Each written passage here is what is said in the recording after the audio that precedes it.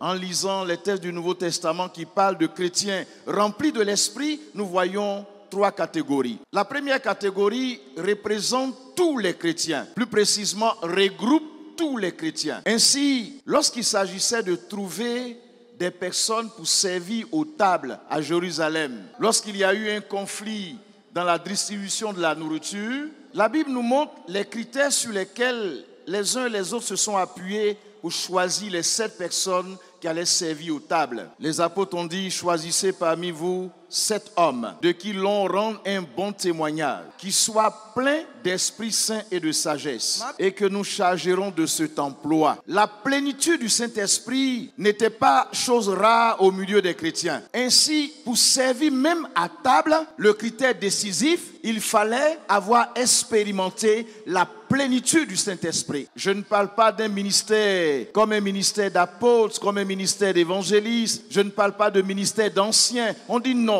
Pour servir simplement à manger, le critère décisif, il faut avoir été quelqu'un qui donne les preuves qu'il est plein d'Esprit Saint et plein de sagesse. Cela veut dire que dans l'Église primitive, ce qui est tout à fait normal, c'est d'être un chrétien rempli du Saint-Esprit. Et la Bible nous parle de Barnabas, un simple disciple du Seigneur, était un homme de bien, plein d'Esprit Saint et de foi. Nous le voyons dans Actes chapitre 11, le verset 24. Et la Bible nous dit aussi que les nouveaux disciples, c'est-à-dire ceux qui venaient de se convertir à Antioche, étaient remplis de joie et de Saint-Esprit. Acte 13, le verset 52. Ces versets décrivent le chrétien normal. Aux yeux de Dieu, le chrétien normal est rempli de l'Esprit de Dieu. La plénitude du Saint-Esprit relève de la vie chrétienne normale et non de l'extraordinaire. Ce qui est extraordinaire, c'est le fait de vouloir vivre la vie chrétienne sans être rempli de l'Esprit de Dieu. Parce que la vie chrétienne est une vie surnaturelle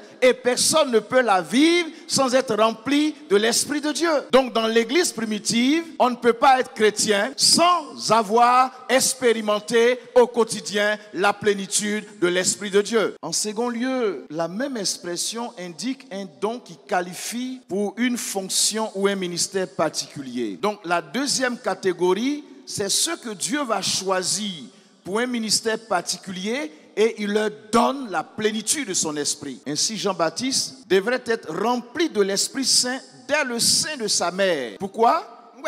Parce qu'il avait un ministère prophétique à remplir et il fallait une onction particulière sur sa vie depuis le sein de sa mère. En vue du ministère apostolique, Ananias a dit ceci à Paul de Tarse. Il lui a dit, tu seras rempli du Saint-Esprit en vue du ministère pour lequel Dieu t'a appelé. Et il y a une troisième catégorie où la plénitude de l'Esprit était accordée en vue de qualifier certains chrétiens pour une tâche ponctuelle, urgente, grave. Zacharie, dans Luc chapitre 1, les versets 5 à 8, avant de prophétiser, la Bible nous dit que l'Esprit de Dieu l'a rempli, séance tenante, en vue de faire sa prophétie. Il en fut de même pour Pierre, lorsqu'il devrait s'adresser au Sanhédrin. La Bible nous dit qu'il a été rempli de l'Esprit pour la tâche précise, s'adresser au Sanhédrin. Et lorsque les chrétiens étaient persécutés, la Bible nous dit qu'ils ont prié ensemble. Et le lieu dans lequel ils se tenaient à trembler, l'Esprit de Dieu s'est manifesté pleinement. Donc face à certaines responsabilités précises, l'Esprit de Dieu peut se saisir de quelqu'un, le remplir en vue de l'aider à accomplir la tâche.